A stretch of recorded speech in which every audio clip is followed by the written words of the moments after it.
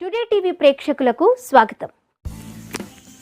Seasonal వ్యాధుల పట్ల ప్రజలకు అవగాహన కల్పించాలి.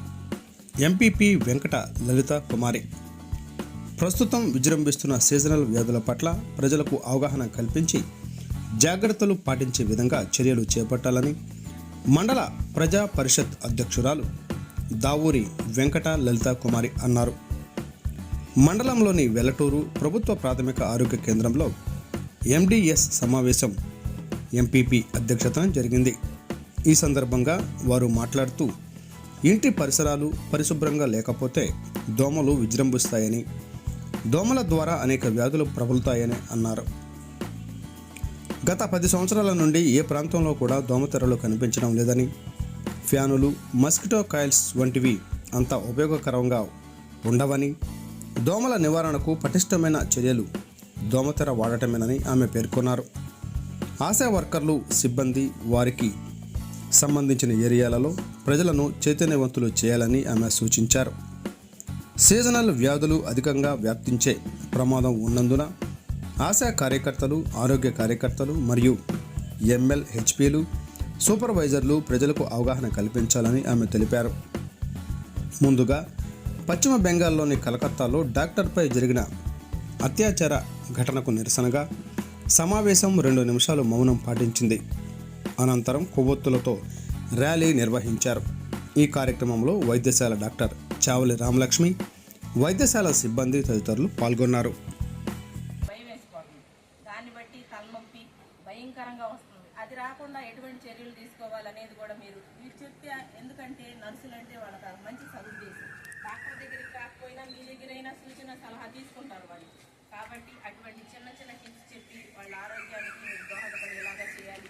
ఎక్కువ శాతం దోమతెరలు వాడాలని ఎక్కువ చెప్తాం, కానీ దోమతెరలని ఇప్పుడు ఎక్కడా కనపడలేదు. మచ్చుకు కూడా మనం కూడా వాడలేదు. ఫ్యాన్ వచ్చింది, జెట్ వచ్చింది, మస్కిటో కాయిల్స్ వచ్చాయి, ఇవన్నీ వీటినే వాడుతున్నాం. కానీ దోమతెర వాడితే సురక్షితం అని చెప్తాం, కానీ అసలు ఎక్కడ కనీసం 10 ఏళ్ళ నుంచి కూడా కనపడలేదు దోమతెర. ఆ విధంగా చిన్న చిన్న టిప్స్ ప్రజలకు చెప్పి వారి ఆరోగ్యానికి ప్రభుత్వం ఎన్నో చర్యలు చేస్తుంది. విద్యకి, వైద్యానికి ఎంతో పెద్దపీట వేస్తూ వచ్చారు ఏ ప్రభుత్వం అయినా సరే. కాబట్టి మీరు కూడా అటువంటి చిన్న చిన్నవి చెప్పి మీరు మంచి చేస్తే, ఇప్పుడు అవార్డులు ఇస్తున్నారు, పథకాలు అన్నీ చాలా మీ ప్రతిభ గుర్తించి చేస్తున్నారు. మొన్న శివాజీ కూడా బాగా సేవ చేశాడని మనకి సర్టిఫికేట్ ఇచ్చారు, మేము కూడా అభినందించాం. అట్లా ప్రభుత్వం కూడా గుర్తిస్తుంది. మన జిల్లాలోనే అతను గుర్తించారు, ఎందుకంటే వర్క్ బాగా చేశాడు. కాబట్టి చిన్న చిన్న విషయాలే మనసు కత్తుకుంటాయి.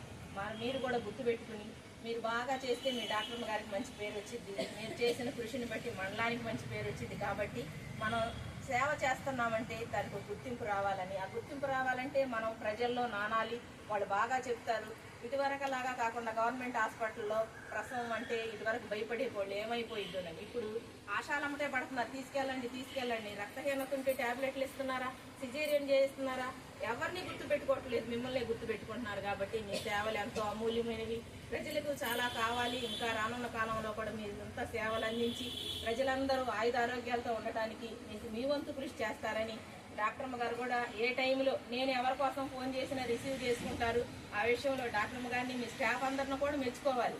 ఇంకా మీ సేవలు బాగా చేసి మన మండలానికి మంచి పేరు తీసుకొస్తారని, అదేవిధంగా పిహెచ్సికి మంచి పేరు తీసుకొచ్చి మీరు మీ కింద ఉన్న స్టాఫ్ అంతా బాగా చేస్తే ఈ హాస్పిటల్లో ఉన్న బృందానికి అందరికీ మంచి పేరు వచ్చింది. ఆ విధంగా మంచి ఫలితాలు ఆశిస్తూ కొన్ని మాటలు మీతో పంచుకోవడానికి నాకు అవకాశాన్ని కల్పించినందుకు ధన్యవాదాలు తెలుపుకుంటూ సెలవు తీసుకుంటాం. అదేవిధంగా మన చనిపోయిన డాక్టర్మ్మ గారి నిమిత్తం 2 నిమిషాలు మౌనం పాటించి కొవ్వొత్తులతో నిరసన అందరూ తెలియజేస్తున్నారు. ఆడవాళ్ళు మనం కూడా ఆ చిన్నపాటి కార్యక్రమాన్ని చేద్దాం అనుకుంటున్నాం. మా మేడం గారు మాట్లాడినట్టు ఏం లేదు మేడం, నేను మాట్లాడేది రెగ్యులర్గా. అది మేడం గారు మాట్లాడిన తర్వాత ఇంకా మీరు ఎవరైనా మాట్లాడితే ఆ తర్వాత చేద్దాం. ఎవరైనా మాట్లాడతారా సార్? మీరు ఏమైనా మాట్లాడతారా? చెప్పండి 2 మాటలు పెద్దోళ్ళు.